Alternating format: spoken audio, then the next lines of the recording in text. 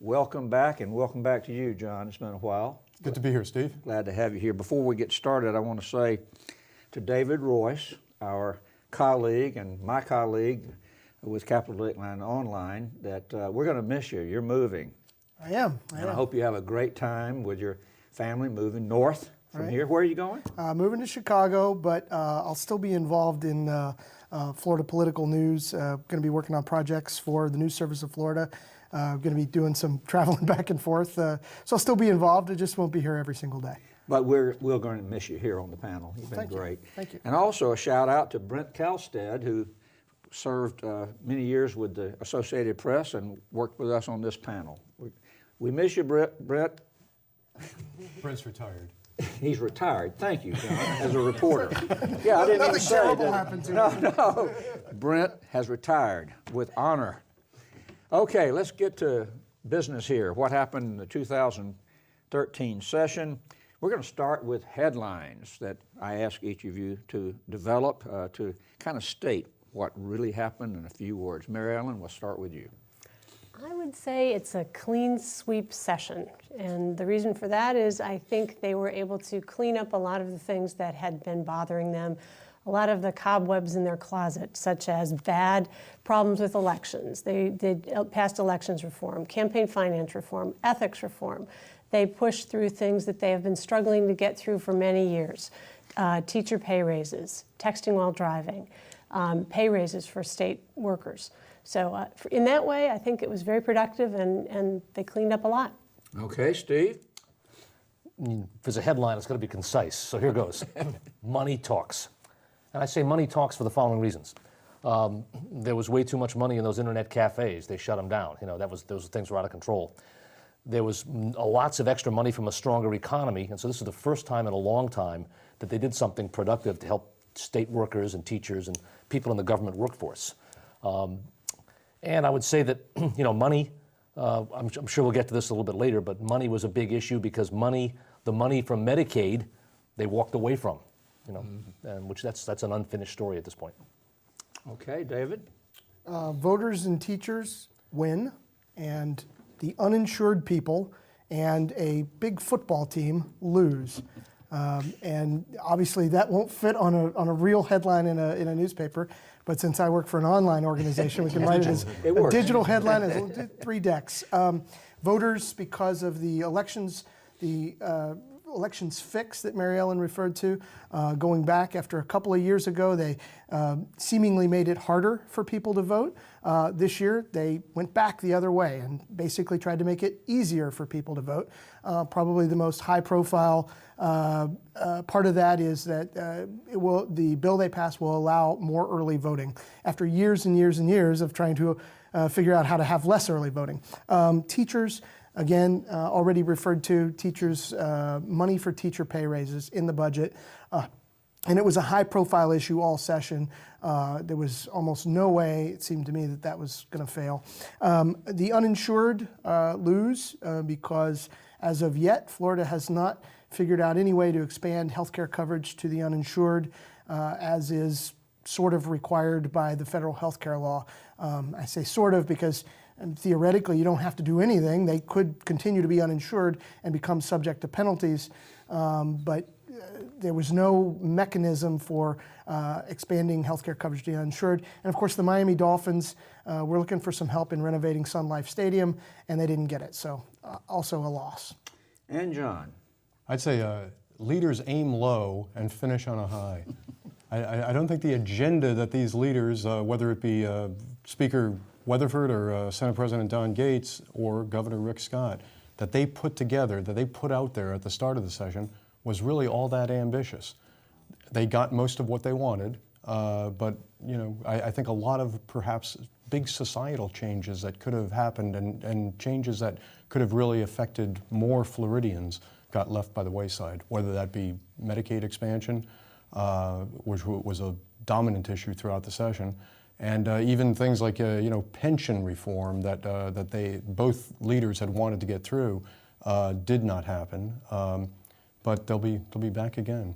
But you said in your headline, but they finished high. They Well, aimed low and finished high. What did you mean by Well, finished high? I think they feel very much that they have accomplished great things and that they finished this session with sort of a unanimity. There was not a lot of division and clashes that we've seen in recent past. And even something as simple as finishing the legislative session at 8 o'clock on a Friday night as opposed to 3:30 in the morning on a Saturday morning, that was, an accomplishment. So I think they feel very acclaimed in what they did.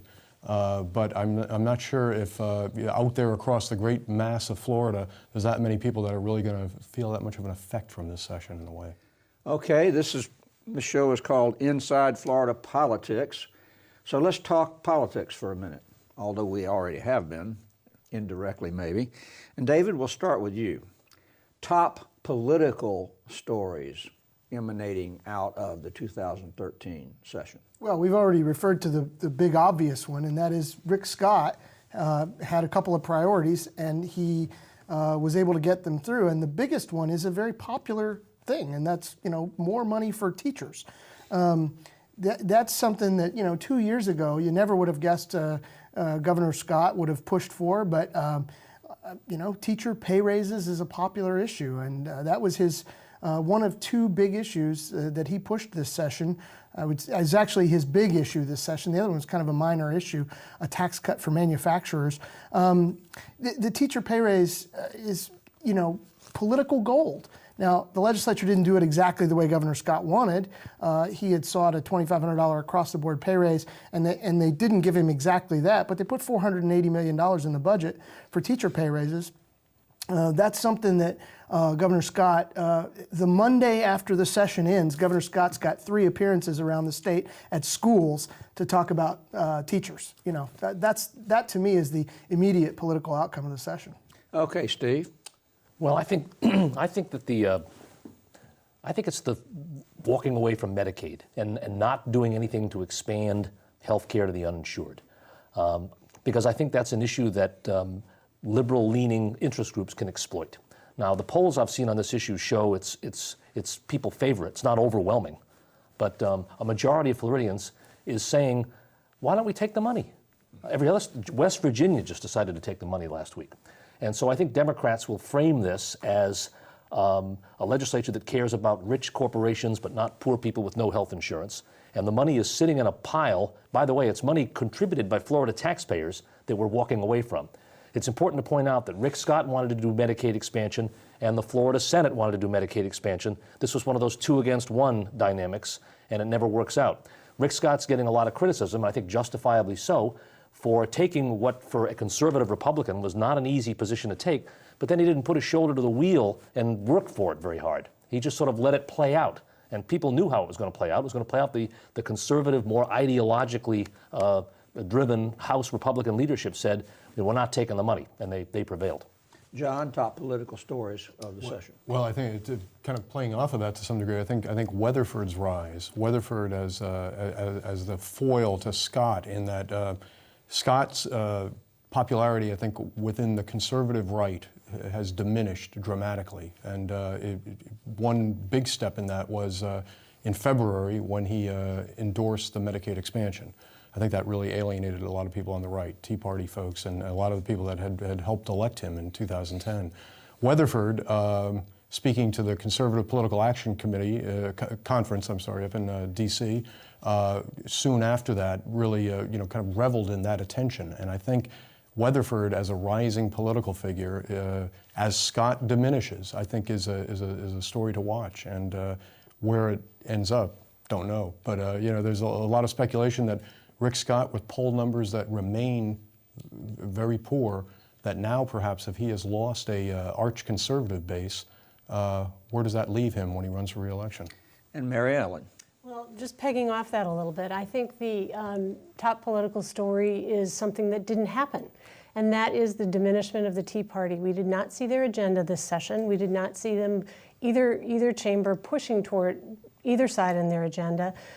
There was some talk of corporate subsidies, and when they were talking about the Dolphin Stadium and all these other stadiums, the Tea Party folks were among those who were making the point that that is corporate welfare, and they opposed that, and they didn't do those things. On the other hand, we also didn't see a lot of, they were opposed to some of the teacher and state worker pay increases. They were really supportive of pension reform. None of those things happened. And the fact that Will Weatherford was moving in that direction on the Affordable Care Act, I think had more to do with the fact that they came off of a very difficult election season, and it was just too close to that. Everybody who was new in the legislature this session, who was a Republican, had probably campaigned on the fact that they were against Obamacare. And it was too difficult for them to have their first vote be on something to expand Obamacare. I think there just wasn't enough time, and I think that's why. So what didn't happen to me is a sign that this legislature is moving towards the middle. There's more moderation, and they're moving away from the hard right among the Tea Party. Got about a minute left, David. These two leaders, Gates and Weatherford, before the session, during the session, they kept saying, we're going to conduct this session. We're going to have some differences, but it's not going to get personal. We're going to do it with dignity, with civility. Did they do that? I think so, largely. I think that this was one of the most, I said earlier, one of the most adult sessions that we've seen. We didn't have a lot of, we weren't making laws in the middle of the night. There wasn't a lot of back and forth, sort of wondering at the end of the session whether each leader is going to get some sort of pet project. Not that there weren't a few of those, there were, but we didn't see one chamber holding up the other chamber over some of these priorities and sort of playing a game of political chicken into the middle of the night. Just wasn't really there this year. We had one piece of dramatic political theater this year where the Democrats upset over the inability or the unwillingness of the Republicans to fund additional health care for the uninsured, slowed everything down. And it lasted 2 days. But then, at the end, they kind of went back to praising the leaders of the session on both the House side and the Senate side for doing things like adults.